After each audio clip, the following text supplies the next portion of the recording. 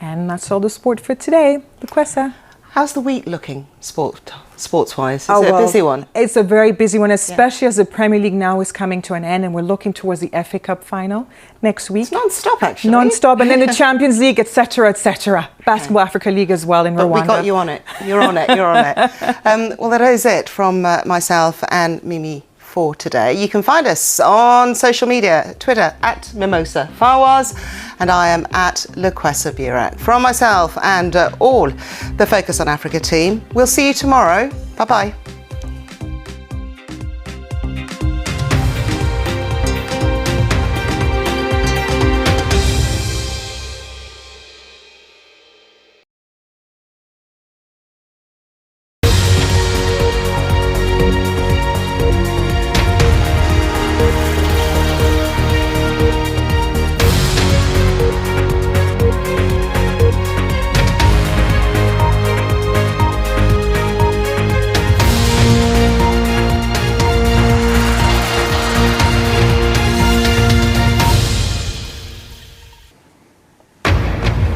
Live from London, this is BBC News.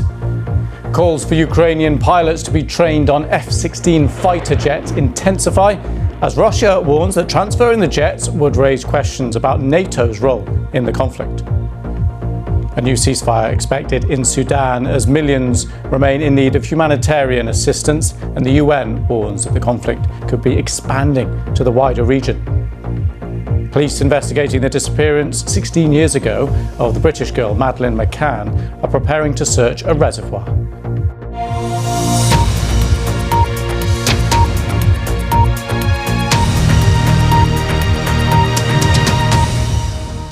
Hello, I'm Lewis Vaughan-Jones. Welcome to Daily Global, where we'll bring you the top stories from around the world. We're going to start with Ukraine. The Dutch Foreign Minister has said the training of Ukrainian pilots on F-16 fighter jets should start, quote, sooner rather than later.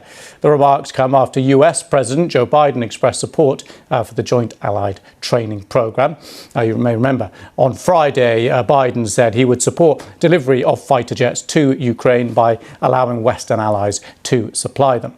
OK, we will see if any of that comes to pass. Mohammed Khir Omar, thank you very much for your time. Thank you. Now, around the world and across the UK, this is BBC News.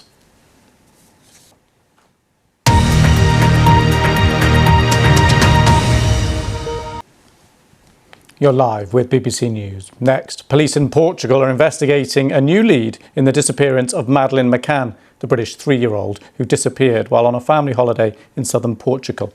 They'll search at a reservoir around 50 kilometres from the hotel in Praia de Luz, where Maddie was last known to be, after receiving information from German police about a German national who last year was made a formal suspect by the Portuguese authorities. Ellie Price explains. That was Imran Khan. I'm Lewis Vaughan-Jones. This is BBC News.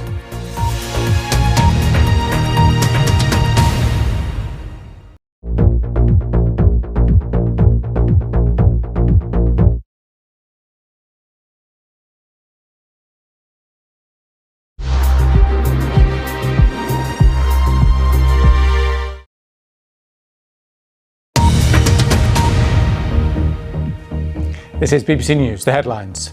A new ceasefire is due to start in Sudan as millions remain in need of humanitarian assistance, and the UN warns that the conflict could be expanding into the wider region.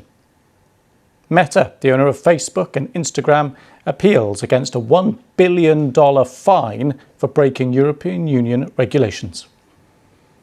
And King Charles and Queen Camilla pay a visit to the Chelsea Flower Show as the world-famous competition marks its 110th year. Welcome back. We're going to return now to Sudan, where the fallout from the conflict has left neighbouring countries facing severe pressures. Thousands of people cross their borders. In South Sudan, 70,000 people have crossed into the country over the last month. Many of them are South Sudanese nationals who fled the war in their own country.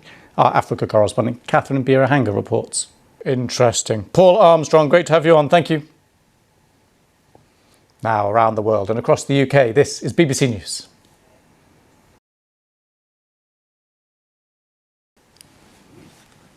You're live with BBC News. Now, the president of Georgia has called for a boycott of the country's national airline after it resumed direct flights to Russia.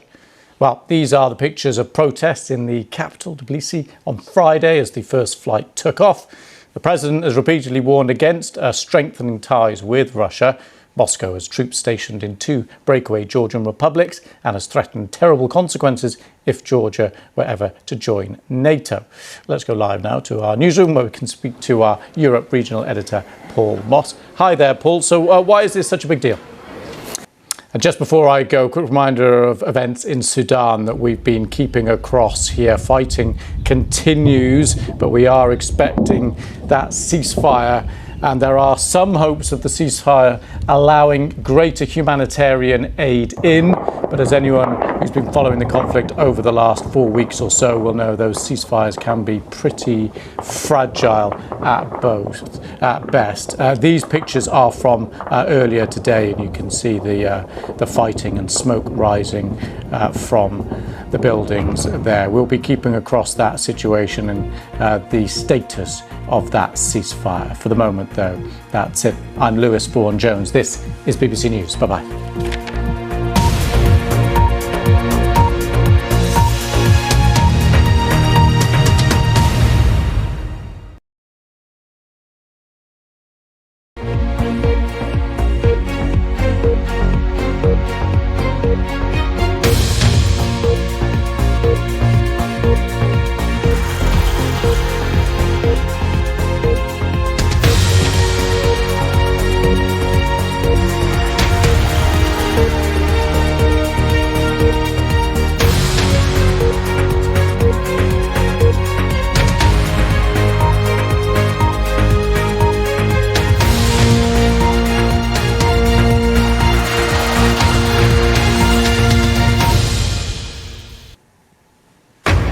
Live from London, this is BBC News.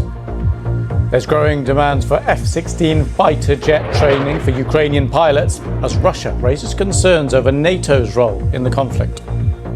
16 years on, Portuguese police are preparing to search a reservoir in connection with the disappearance of British girl Madeleine McCann. And Meta, the owner of Facebook and Instagram, appeals against a $1 billion fine for breaking European Union regulations.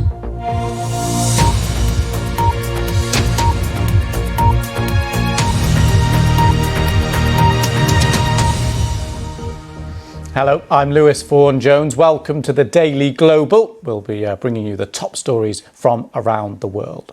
First, we're going to start in Ukraine. The Dutch Foreign Minister has said the training of Ukrainian pilots on F-16 fighter jets should start sooner rather than later. The remark comes after US President Joe Biden expressed support for the Joint Allied Training Programme. You may remember on Friday, Biden said he would support the delivery of fighter jets to Ukraine by allowing Western allies to supply them. Around the world and across the UK, this is BBC News.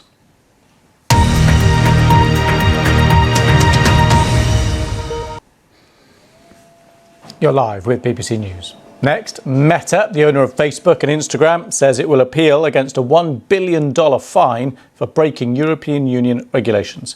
The social media company has been accused of breaching data protection rules by illegally transferring data from Europe to the US. The rules were brought in because of concern that users' information could be accessed by American intelligence agencies.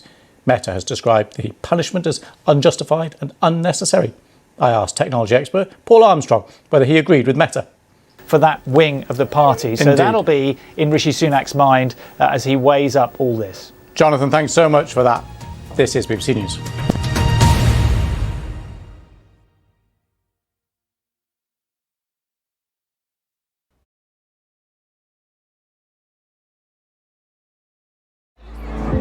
We'll lift everything. Behind every headline, Дай Бог, чтобы они доехали. there is a human story. This is Our World, The living culture. a series of documentary films that reveal the human drama at the heart of global events. Життя триває, в нас 2 дітей. Our World. Watch on BBC iPlayer.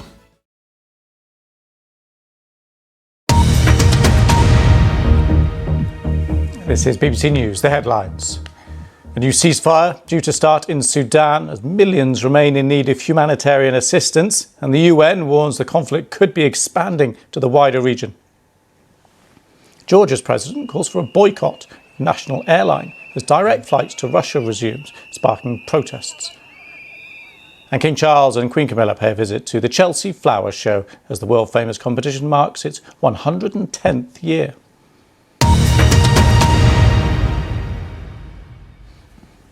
Welcome back. We're going to start with that breaking news. Junior doctors in England are to take further strike action. This is after pay talks with the government broke down. So they're now going to walk out for 72 hours from 7 a.m. on Wednesday, the 14th of June.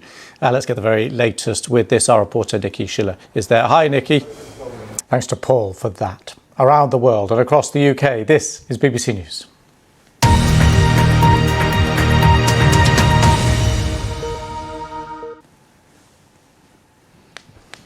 You're live with BBC News. Next, Buckingham Palace has declined a fresh request to return the remains of an Ethiopian prince buried at Windsor Castle in the 19th century. The prince was taken to London aged 7, along with what became known as the largest haul of looted artefacts in the country's history. He died at 18 and was buried in the catacombs next to St George's Chapel in Windsor. Our Ethiopia correspondent, Kalkadan Yebeltal, reports. And this is BBC News. And we just pause there to say goodbye to our viewers watching around the world. Now they're here in the UK. Extreme weather has caused trillions of dollars of economic damage around the world in the last half century. That's according to a report by the World Meteorological Organization. But better early warning systems and disaster management mean the number of people actually dying because of extreme climate conditions has fallen dramatically. Our climate editor, Justin Rowlatt, has been looking at the detail. OK, let's get the weather with Ben Rich. Hello, many of us have seen quite a lot of sunshine today, and in that sunshine,